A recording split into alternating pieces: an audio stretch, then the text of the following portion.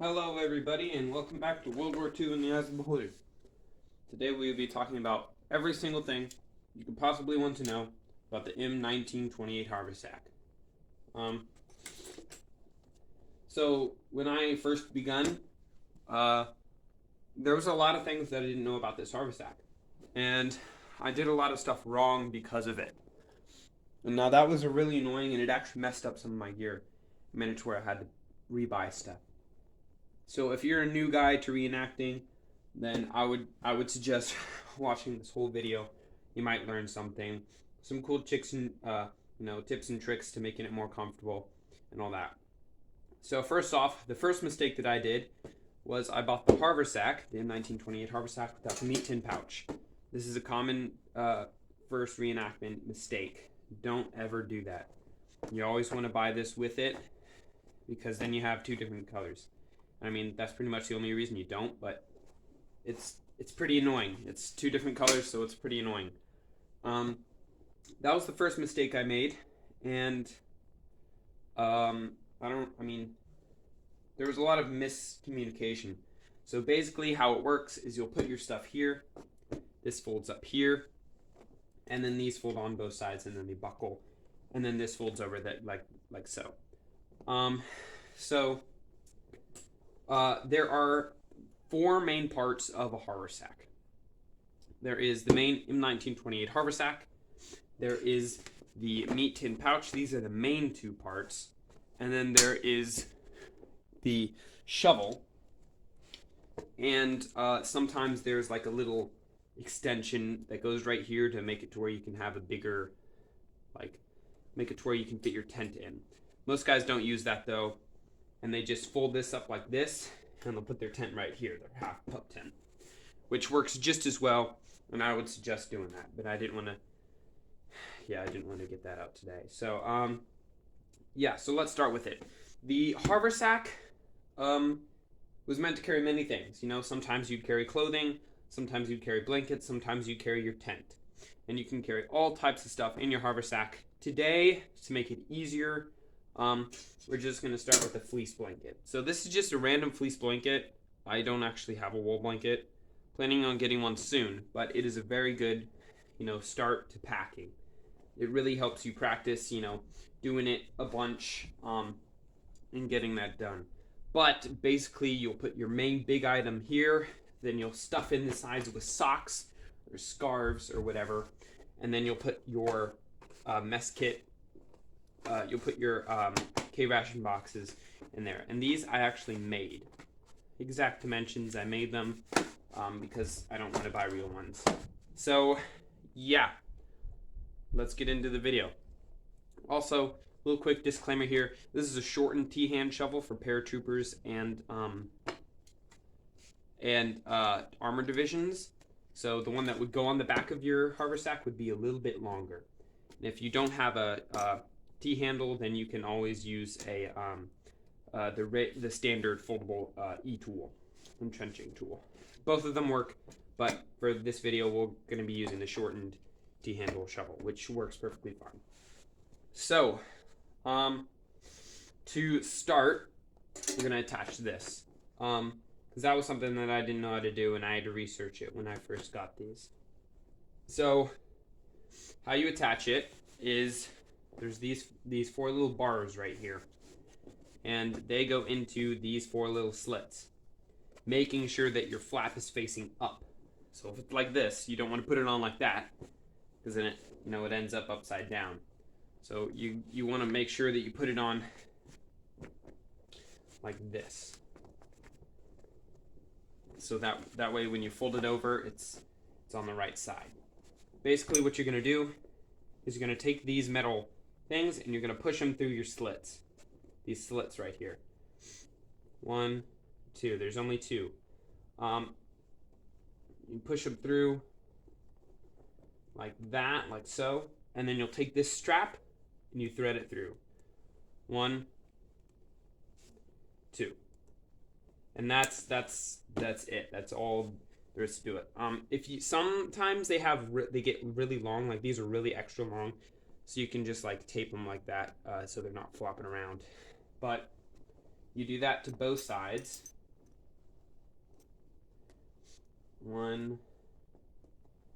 You gotta make sure to pull it through so your tab actually goes through the entire metal bit. And then you just thread it through, like so. And for people who already know how to do this, usually you should put your shovel on first because it's easier. But we're gonna wait to put that on until we've packed it. Because it's easier to show you guys how to put this on without the shovel in the way. So yeah. Now we have the pack. It's all packed. It's all good. So now we're going to pack it. So you take your big item. It could be a blanket. It can be a tent.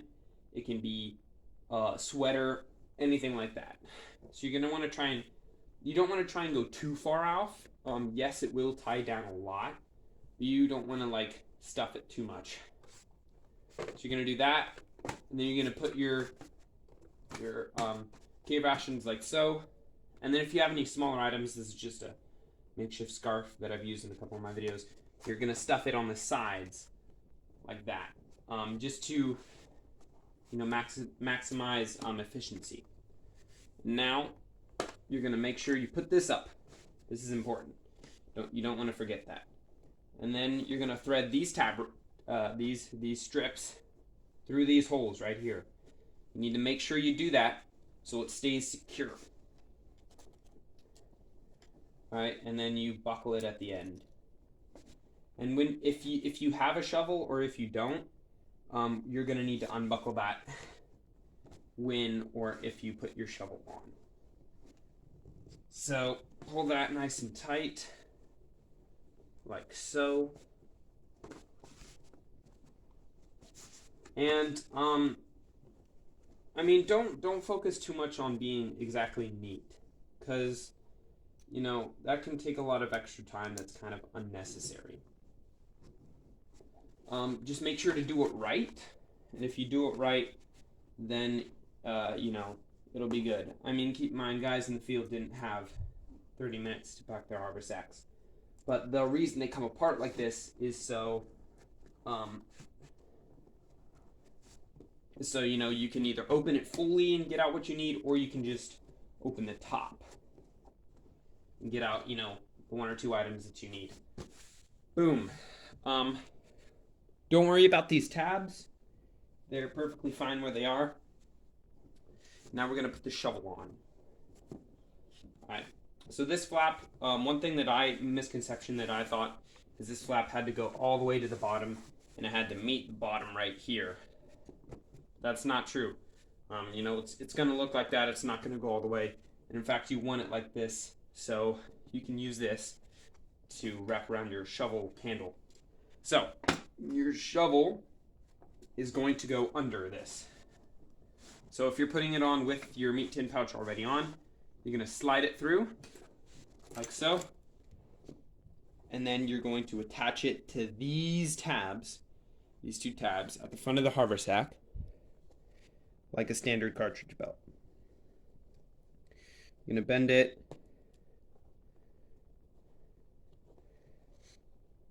and you're going to push it in.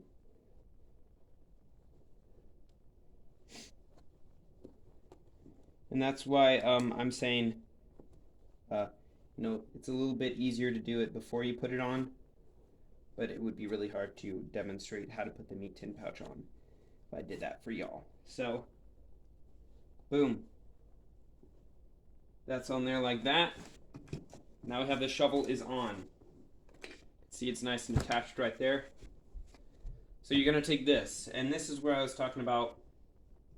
You're going to want to undo this one. Don't fully unwrap it. And actually, you want to keep it in here. You want to keep it in there. And you're going to take this bottom strap. It's a really long strap at the bottom. You're going to pull this up, and there is a clip. You see this? It's kind of hard to see. This clip right here is what you want to buckle the strap into.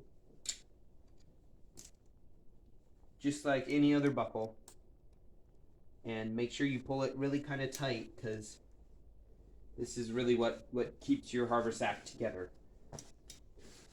So yeah, just like that. Now maybe buckling out right here, what you're going to do is you're going to take your T-handle or your shovel, and you're going to wrap this part around the handle. You're going to wrap this part around the handle. Don't go through the slit. You've already gone through it once, through the pocket of these holes, and then you're going to buckle it. This makes it to where your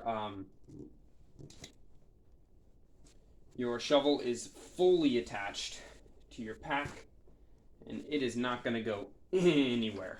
It's not going anywhere. It's really firmly attached to your pack. And again, this was a really nice pack, but don't worry on neatness. You know, if your pack is lumpy, perfectly fine. It happens to all of us. You know, you'll have good packs and you'll have bad packs. Now, for your utensils, there are 3 little slits right here, the little pockets, for your silverware: fork, spoon, knife. If you have the covers, make sure that you put the covers on over your top part of your silverware, and that you stick it in with the utensils up, facing up, like this. If you put it on, and if you stick it in backwards like this, then the leather will get caught in this and it will be really hard to get out. So always make sure that you stuff it in like this. And make sure that you have the utensil sides facing up. And then the mess kit goes in. Make sure that the flat side is facing up. If this side is facing up, you will dent it all in. It's not good. So you want to make sure that you have this side facing up. And then you buckle it like so. Boom. And that's how you pack your haversack. So you got the shovel, you got the pouch, and everything that you need is in this. Again, there are hundreds of different ways, or hundreds of different scenarios where you put stuff in here. Just make sure that it all fits inside. You want to try and keep, this stuff from intruding too far out at the bottom, so it doesn't get caught. Now, some tips and tricks and things you may not know. If you have a bayonet, there are 2 places you can put your bayonet on this rig. Most people probably know you can put them on your cartridge belt, which is where most people had them, or you would put them in these 2 dots. This is what these are for. I always wondered what those were for when I first started, but it's for putting your bayonet right here on those, like a cartridge belt, and then you slide it through this hole right there, and it keeps it all nice and pinned down. That is where you put your bayonet if you're keeping it on your haversack. And important thing number 2, if you have a lot of guys, so there's 4 of these. There's 6 of them total. There's the back one, and then there's 2 front ones. Back one and 2 front ones. The back ones are supposed to be attached right here, but a lot of guys, rightfully so, thought it was uncomfortable because it still flaps around like this when you're running. Flaps around, and it's really annoying because it'll pull up your whole belt on your, like this. It'll do that. It'll pull up your whole belt, and it's really uncomfortable. So what a lot of the guys did was they either kept it detached. That way, they could just take these 2 off and ditch it if they needed to go on a patrol or something and didn't need their pack, or they would attach it to their other suspenders, the front one. Maybe a little hard to see, but basically I took the back one and you strung it into the loop of this second one. See? Boom. And you just clip it onto one of the loops of the second back one. And that way, when it does that, it'll stay way closer to your body because you have the back one strung around your front. And It's definitely way more comfortable. It keeps it toned down to just your body. So that is actually pretty much it for the video. Sorry about the camera legs. It was hard to even get it to this position. So, yeah, that is everything that you could possibly need to know about the M1928 Haversack. Comment down below if I forgot anything. I don't think I did. But there are, like I said, there are a lot of different ways to pack it. With a lot of different pieces of equipment. Maybe you want to put a sweater in here, or you want to put different items or winter gear in here. Just make sure that you put the big item and the small stuff surrounding it with your K rations on top. That's the most efficient way to put it in. And don't put your K rations on first and then your big item, because you'll squish them against your back. So you want to make sure you have padding for that. And so yeah, that's pretty much it. If you like this video or you found this video helpful, please like, share, and subscribe. And hit the notification bell so you can see when I put out more awesome videos like this. And that is it. Thank you so much, guys, for watching. And I'll see you in the next video. Peace out.